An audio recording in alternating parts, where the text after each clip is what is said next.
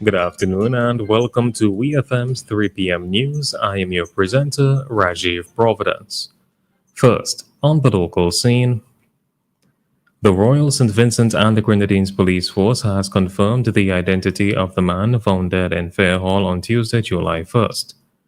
The deceased has been identified as 23-year-old Dominic Smith of Rockies and Edinburgh. Police thanked the public and the family for their assistance in the identification process and extended condolences to Smith's loved ones during this time of bereavement. A post-mortem will be conducted to determine the cause of death. The investigation is ongoing and anyone with information is urged to contact the police. Prime Minister Dr. Ralph Gonsalves says his recent comment referring to Trinidad and Tobago's currency as quote-unquote monopoly money was taken out of context. Prime Minister Gonsalves clarified that the remark was a side note in a broader discussion about ongoing foreign exchange issues and not an attack on the country or its people. He said he would send a copy of his full speech to Trinidad and Tobago's Energy Minister, Dr. Rudal Munalal, who earlier criticized the statement as unhelpful. Dr. Gonsalves maintained that he has long raised the forex concern, dating back to a 2018 speech ahead of a CARICOM leaders meeting. He also dismissed claims that he failed to raise the issue with former Prime Minister Dr. Keith Rowley. The Prime Minister said he remains hopeful that the current TNT government will work with him to resolve the matter. Still on the local scene, Prime Minister Dr. Ralph Gonsalves has praised the extensive rebuilding efforts in the southern Grenadines following Hurricane Beryl.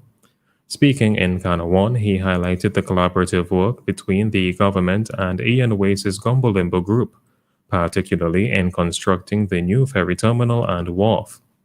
Dr. Gonsalves commended both local workers and the Gumbo team, especially the Romanians, for their contributions. He noted that Gumbo committed US $25 million to the recovery. Commemorative events were held on Kanawan, Mairo, and Union Island to mark the hurricane's first anniversary and the official opening of the new ferry terminal. On to news in the region. In response to mounting public concern, the Trinidad and Tobago Police Service is investigating claims of illegal quarrying and mining in northeast Trinidad. The Environmental Management Authority has flagged excavation activity along Toko Old Road and within the Melagio Forest Reserve, reportedly carried out by unlicensed operators on state lands.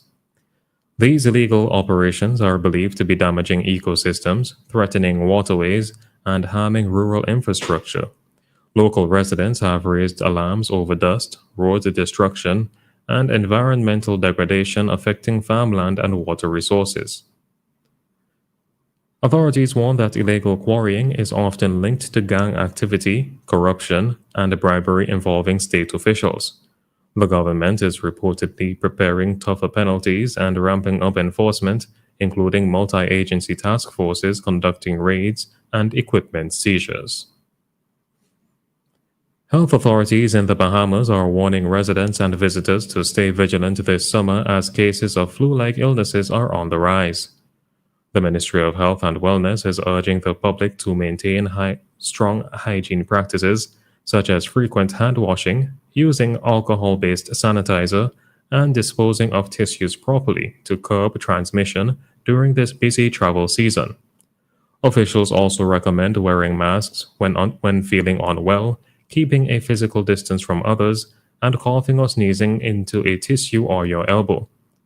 With multiple respiratory viruses circulating both in the Bahamas and globally, the ministry's National Communicable Diseases Surveillance Unit is actively monitoring the situation and coordinating with healthcare providers.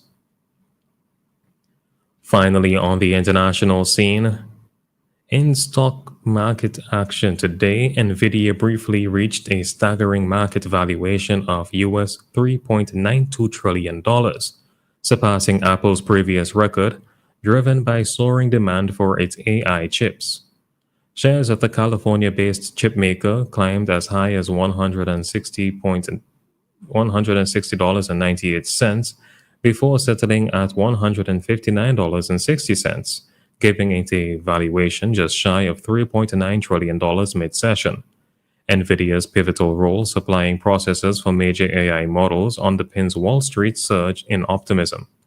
Microsoft now sits in second place with a $3.7 trillion valuation, while Apple falls to third at $3.19 trillion.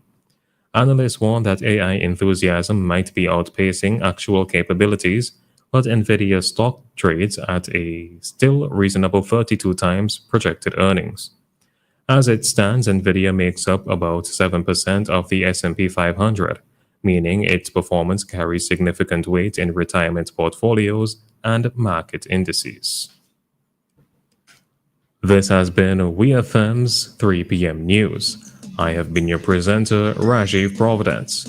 Join us again at 5:30 for WeFM's Evening News, and we thank you for listening.